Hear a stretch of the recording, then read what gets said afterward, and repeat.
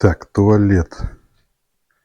У нас раковина, смеситель, включатель. Тут будет шкаф с полочками, с подсветкой,